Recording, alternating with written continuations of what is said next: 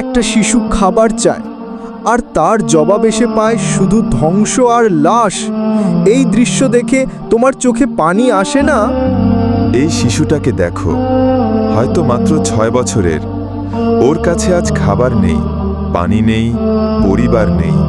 শুধু একটা প্রশ্ন আছে, আমার অপরাধ কি ছিল? সে 5 দিন ধরে শুধু পানি খেয়ে বেঁচে আছে। পাশে বাবা মা নেই, ভাই বোন কেউ নেই।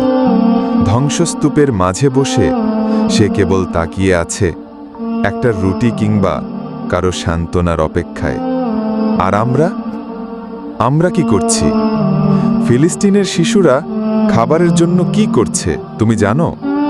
ওরা ডাস্টবিন ঘেঁটে খাচ্ছে, কখনো শুকনো রুটি কুড়িয়ে নিচ্ছে ভাঙা বাড়ির নিচ থেকে। তাদের চোখে না ঘুম আছে, না আশা। এদিকে আমাদের ফ্রিজ ভর্তি খাবার, আমরা খাবার পছন্দ না হলে ফেলে দিচ্ছি। ডায়েট করছি, বলছি আজ ভালো কিছু ছিল না। তুমি কি জানো, একজন বাবা তার শিশু সন্তানের লাশ কোলে নিয়ে কাঁদছে, কিন্তু কাঁদারও সুযোগ পাচ্ছে না, কারণ প্রতিদিন শহীদ হচ্ছে আরও অনেকেই। এই সব কিছু কি আমাদের অন্তরকে নাড়া দেয় না? এই ছবিগুলো দেখে চোখে পানি আসে না? নাকি এগুলো আমাদের কাছে শুধু একটা ট্রেন্ডিং নিউজ হয়ে গেছে?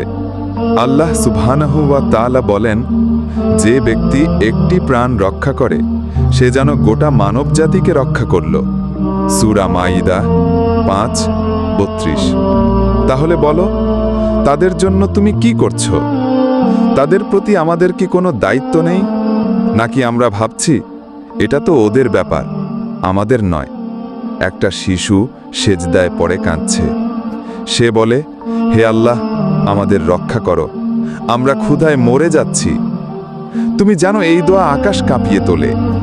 তাদের এই কান্না, এই আর্তনাদ আল্লাহ শুনছেন, কিন্তু আল্লাহ আমাদেরও দেখছেন। আমরা কি এই জুলুম দেখে চুপ করে থাকছি? বন্ধু, আমরা যদি আজ চুপ থাকি তাহলে কালকে কি জবাব দেব?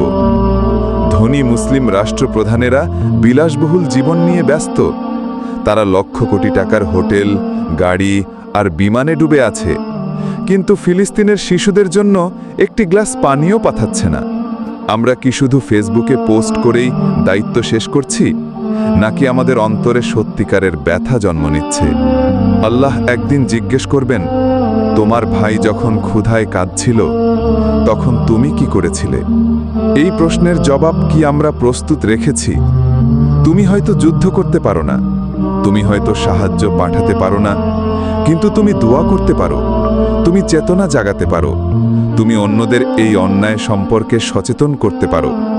তুমি বলতে পারো, হে আল্লাহ, ফিলিস্তিনকে তুমি রক্ষা করো, আমাদের হৃদয়কে জাগিয়ে দাও।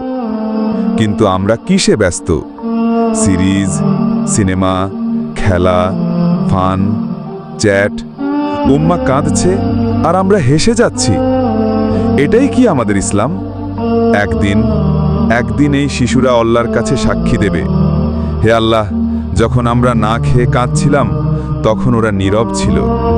সেই দিন তোমার আমার মুখে কি জবাব থাকবে? বন্ধু, এখনো সময় আছে। চোখ খুলো, হৃদয় জাগাও, তাদের কান্নাকে অনুভব করো, অন্তত দোয়া করো, অন্তত একটি ভিডিও শেয়ার করো, অন্তত একটু হলেও তাদের কথা বলো। হয়তো তোমার একটি দোয়া, একটি শেয়ার আল্লাহর দরবারে কবুল হয়ে যাবে, এবং সেটাই হবে তোমার মুক্তির কারণ। আজ যদি না জাগো তবে কবে? তাদের কান্না যেন তোমার অন্তর ভেদ করে না?